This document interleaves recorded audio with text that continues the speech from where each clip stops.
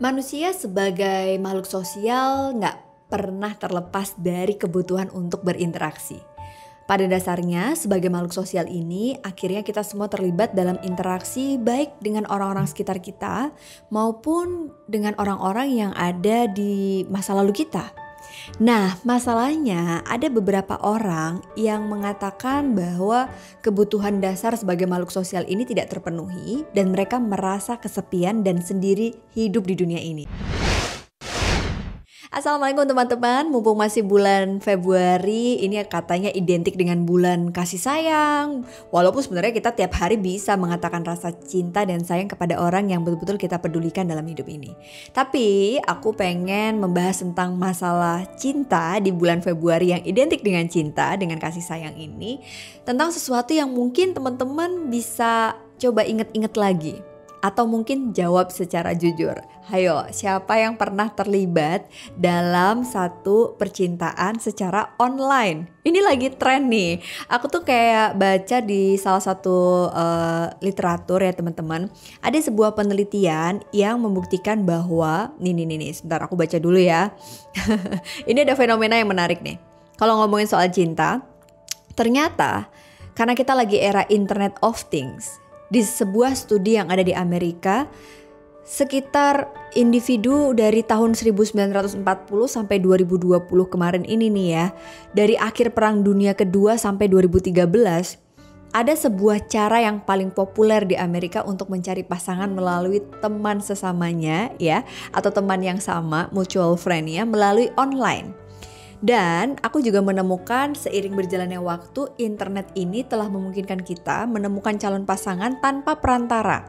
Jadi dari data yang di riset oleh Roosevelt and Thomas tahun 2009 menunjukkan bahwa persentase individu yang bertemu pasangannya secara online mengalami kenaikan 0% di tahun 95 menjadi 22% pada tahun 2009.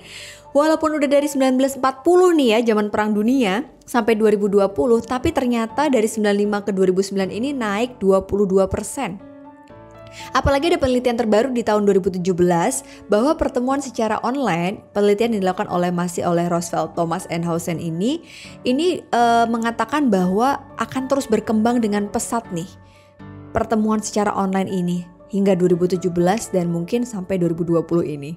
Waduh, ini kalau kita ngelihat nih ya, ternyata datanya lumayan cukup membuat kita jadi nggak begitu sulit lagi nyari jodoh ya. Tapi sebenarnya melalui beberapa platform seperti Tinder, ada Match, eHarmony, ini jauh lebih banyak loh keluarga atau kenalan kita yang kadang-kadang mereka memang nggak nyari pasangan, cuma mencari teman ngobrol, komunitas. Karena aku juga banyak menemukan fakta bahwa ada nih pacarnya teman aku, suaminya teman aku, dia juga ada di platform Tinder yang saat itu tuh juga dia pasang foto sama istri atau suaminya gitu. Nah tapi sebenarnya kenapa sih fenomena ini tuh muncul terkait sama kencan secara online? Kalau kita lihat fenomena percintaan ini ya mulai dari ada yang ghosting, yang cuma ya seru-seruan aja ikutan online community untuk cari atau dating online gitu ya. Ada yang tiba-tiba hilang atau istilahnya disebut dengan ghosting. Bayangin deh kamu lagi pacaran atau lagi seru-serunya ngobrol lewat online, terus tiba-tiba dia pergi gitu aja. Dan besoknya udah pasang foto sama anaknya.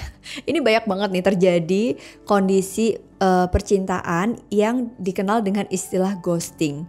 Tapi sebenarnya kenapa ya seseorang bisa ada dalam fenomena itu gitu? Kalau misalnya kita bicara tentang kebutuhan dasar manusia secara hierarki, menurut teorinya Maslow nih ya, aku melihat mungkin pasti ada yang dia butuhkan nih.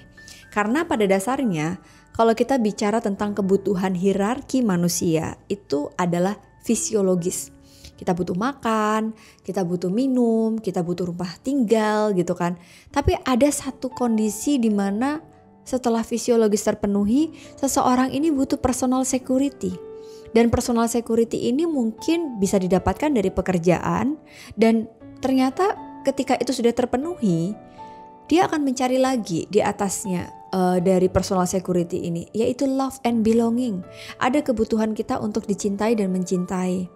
Nah bisa jadi mereka yang melakukan online dating dengan ghosting tadi ada satu kebutuhan love and belonging yang gak dia dapatkan dengan pasangannya saat dia satu rumah dengan suami atau istrinya.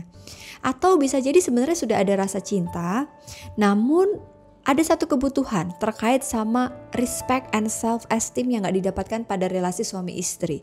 Sampai akhirnya ketika menikah, pasangan suami istri ini tuh tidak saling memberikan ruangan untuk melakukan aktualisasi diri.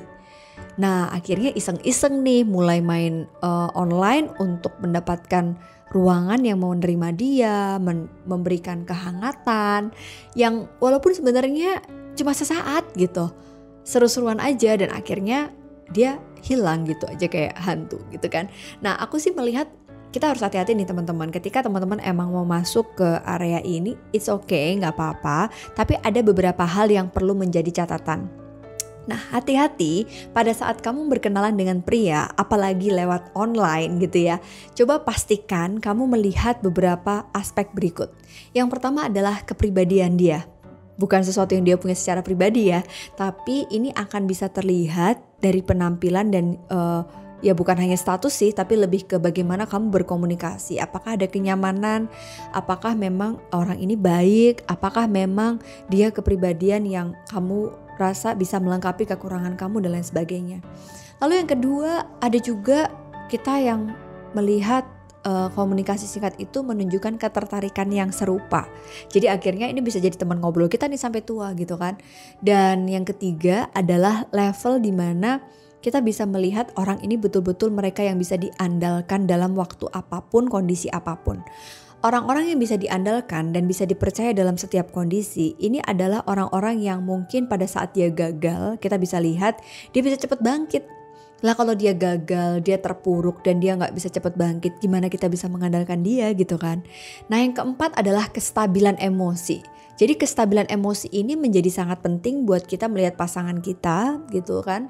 Kalau teman-teman lihat semisal nih kalau kalian ngobrol, ini akan kelihatan kalau dia lagi marah atau dia punya masalah.